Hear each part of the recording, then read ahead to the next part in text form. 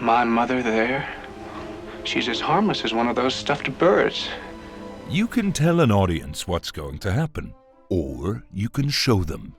We often think of visual foreshadowing as Easter eggs that are later spotted by IMDb trivia users on their 6th watch.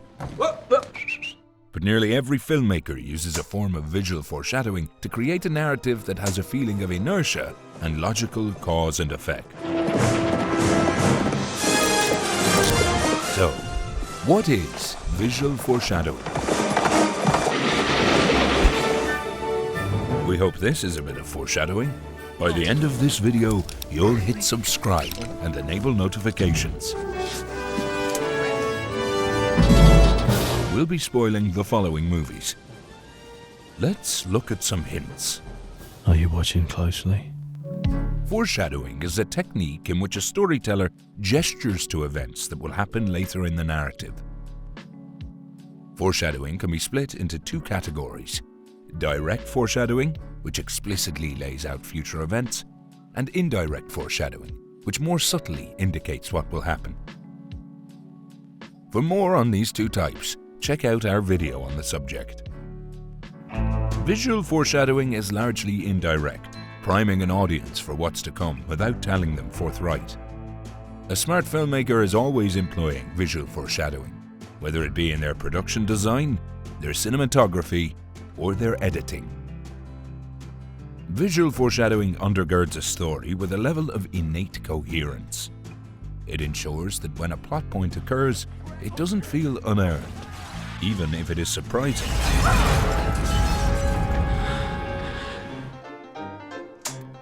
Let's take a closer look at how this works in production design. Production design, with its many variables, has lots of opportunities for visual foreshadowing. Think of a simple prop, like the many pens Amy uses while journaling in Gone Girl. An audience might not think anything of it at first. I'm so crazy, stupid, happy. But when we realize what Amy has been up to, creating fictional journal entries, the pens are part of the visual evidence that have been there all along. This kind of indirect foreshadowing is extremely subtle, subliminally adding to a plot's texture without giving anything away. You need a diary. Minimum 300 entries on the Nick and Amy story. Start with the fairy tale early days. Those are true, and they're crucial. You want Nick and Amy to be likable. After that, you invent. But foreshadowing in production design can be more overt while still remaining indirect. Take the iconic opening sequence of Blue Velvet. Production design plays a large role in establishing the themes that will be present in the film. The white picket fence, the old-fashioned fire truck, the green, manicured grass. All these idyllic suburban images are subverted by the writhing insects that end the montage. The foreshadowing here isn't hard to see. In this picturesque community, something darker is lurking. But we don't know what it is, or how it will manifest, so the foreshadowing instead puts us on edge without spoiling the horrors to come. More obvious foreshadowing in production design can also operate as misdirection. This is a go-to strategy for the Final Destination franchise, especially Bloodlines. I see you, Directors Zach Lipovsky and Adam Stein know that the audience is expecting characters to die, so they load each scene with a plethora of ominous details. Some of these set elements end up being part of a character's demise.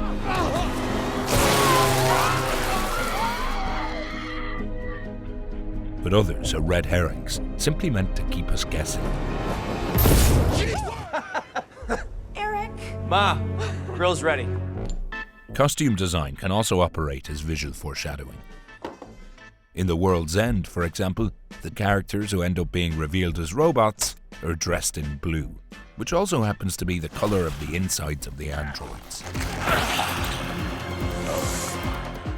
Yes. Double Indemnity, meanwhile, opens with an image of a man in a cast, making his way toward the camera on crutches.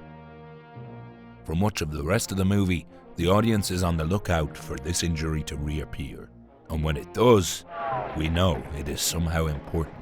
Like a chair? No thanks. I'd rather stand. A similar idea can be carried through to character design in animated films. In Spider-Man Into the Spider-Verse, Dr. Liv Octavius is made up of octagons, so it's only fitting when she's revealed to be Dr. Octopus. Can I assume that your friends call you Doc Ock? My friends actually call me Liv. My enemies call me Doc Ock. Visual foreshadowing can also extend to choices in cinematography.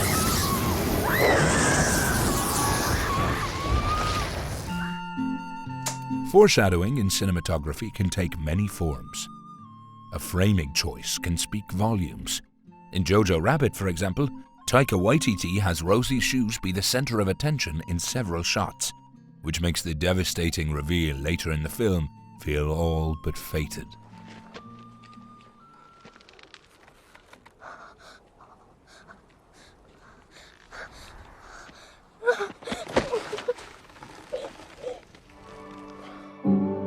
Framing can also hint at character dynamics to come. In The Wind That Shakes the Burley, the distance between the two brothers is often made literal. Here, a long pan emphasizes the split between the two men, and in turn foreshadows the conflict that is escalating. A common bit of cinematography foreshadowing in horror films is utilizing a handheld shot from afar, which signals to the audience that someone may be watching the characters. Cinematography can also create visual motifs which gesture to later plot points, such as the repeated mirror shots in Black Swan, which foreshadow Nina's split personalities. Camera techniques can also underscore foreshadowing that is happening on the page. In Vertigo, for example, we are introduced to Scotty's difficulty with heights early on, which foreshadows the trouble he'll have in the film's climax. Hitchcock's use of the dolly zoom both times, however, draws an even clearer parallel between both events. We are visually reminded of Scotty's affliction.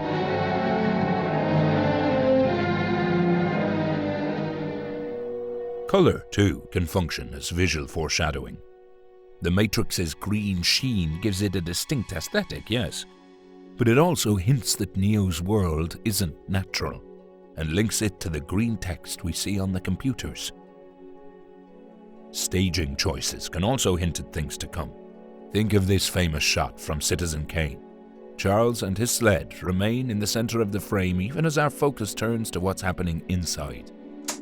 Orson Welles therefore visually links Charles and his sled with the event that completely changed the direction of his life. This link is a bit of foreshadowing for the answer to the film's central question. Rosebud. Who or what is Rosebud?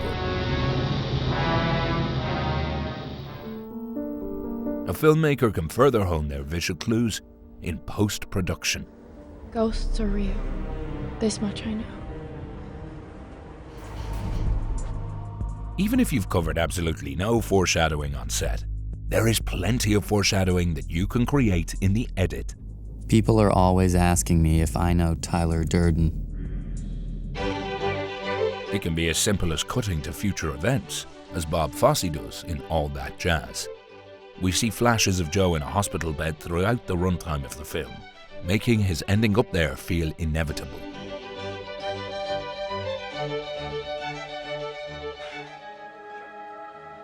A similar but more direct form of foreshadowing in an edit is a more extended flash-forward. In Oppenheimer, for example, we see the trials the scientist is put under after his creation of the nuclear bomb. The so-called derogatory information in your indictment of me cannot be fairly understood except in the context of my life and my work. This directly tells us that his privileged status within the US government while he is building the bomb won't last. 80 babies delivered the first year. This year we've had 10 a month. Birth control is a little out of my jurisdiction, General. Clearly. General? But flash forwards don't need to be so direct. In After Sun, we see an older version of Sophie, but it doesn't tell us much about what will happen in the main storyline, beyond that this is an emotional resonant memory for her. Oh, that's so embarrassing. That's not embarrassing. In the editing room, a filmmaker can create loaded juxtapositions which act as signs of things to come. In the opening of Don't Look Now, the death of John's daughter is juxtaposed with red ink spilling over a photo of the church he'll be working on. This combination hints at the climax of the film, where John chases a red-hooded figure into the church, and it also helps us understand why he chases them. He, like the viewer, associates that image with the death of his daughter.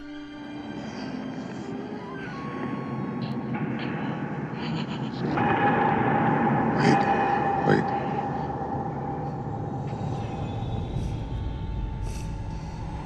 Music can be its own form of foreshadowing. In a scary movie, for example, we often hear eerie music before we are exposed to a scare.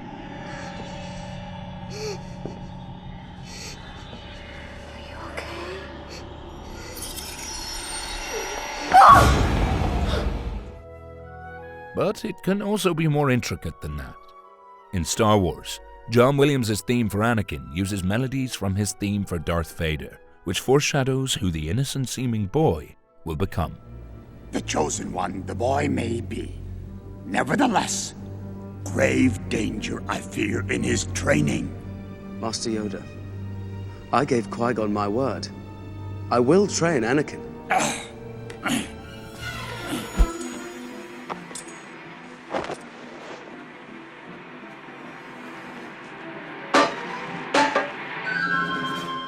Bulletproof vest! Great flick! Great friggin' flick! Visual foreshadowing is everywhere in filmmaking, even if it's not on the page.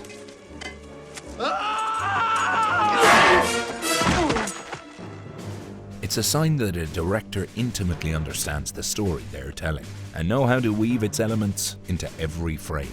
If you take him off before then, you'll go blind. Let this video foreshadow the creation of your own movie. Get started with StudioBinder's pre-production software, your one-stop shop for story building, scheduling, and much more. With that, here's our own hint at the future. We'll see you next time. That's a new one. Blue sky on Mars. Been married long? 8 years.